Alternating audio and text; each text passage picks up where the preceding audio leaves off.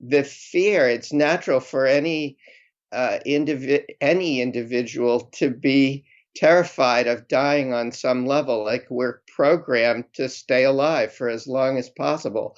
So um, fear comes up around survival, and in taking the perspective that you just took, there's two things going on, which is what I was talking about before, which is a kind of sadness, like, oh, this is just such a, that person or that ammonite or that whatever was so beautiful, and now its form is no longer in the visible seen world. And so there's this almost natural heartbreak around it. And I think, anybody who has lost a loved one knows exactly what I'm talking about, and that's probably everybody who's listening. It hurts. And then the other part of what I love about what you said is that it's like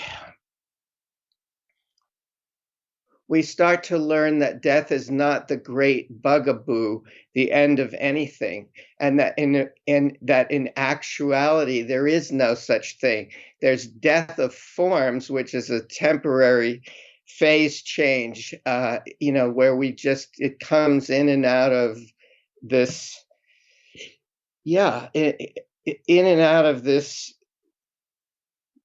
I mean, the phrase that came to mind was the world of appearances, but there's something much, much deeper and stronger that is giving rise to all of these forms. And so that's life, that's spirit, whatever you want to call it. And when we line up with that, it um, uh, it makes our crayons go wild on the paper. Hmm. I think, I mean, I don't think you were inferring this, but might accidentally be inferable, and sort of warrants discussion, which is like, you talked about there being sadness for the sort of death of forms. Yeah. Endings are real. Yeah. There's such a thing as too late. I've heard Stephen Jenkinson, a person I follow, say something like, "That's grown up shit." Like, that there's such a thing as too late, and that when I hear you speak to this sadness, and then I also hear you speak to this like, and there's this other part of life, and these are all just iterations of form, and this other, like, life itself continues. There might be a there might be an opportunity to, and correct me if I'm misunderstanding you, but there might be an opportunity for people to, think that that means one side is of greater truth than the other, and that if you embrace life, then it's all just joy and pleasure. But from what I understand, it's like, and also like that sadness is warranted. That sadness is a part of life. It's not any less real how devastating it is to like have an entire form of life collapse. Like when I think about, for example, salamanders, they are so beautiful to me, and so small and so precious, and live in these tiny little incredibly vulnerable niches. And on some level, there, I imagine, part of me, not a lot of people are going to notice that the salamanders are gone once they're gone.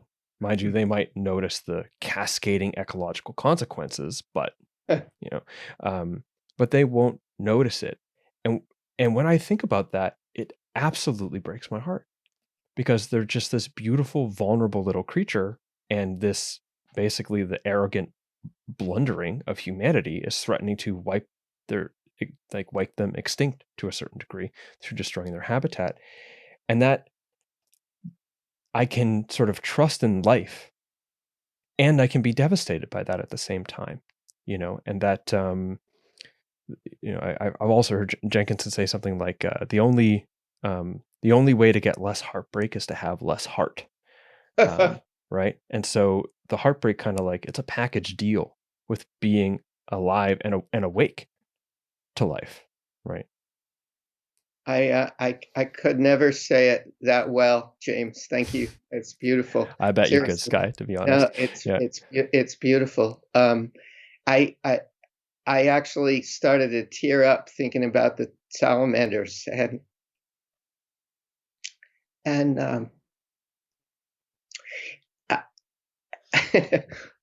I I don't I think it was my father who took me to movies, and he would start to tear up at the end of the sad parts, that gave me kind of this permission as I got older that a lot of men didn't get, which is it's okay to really cry. So I cry at just about anything. And so why am I saying this? Because it's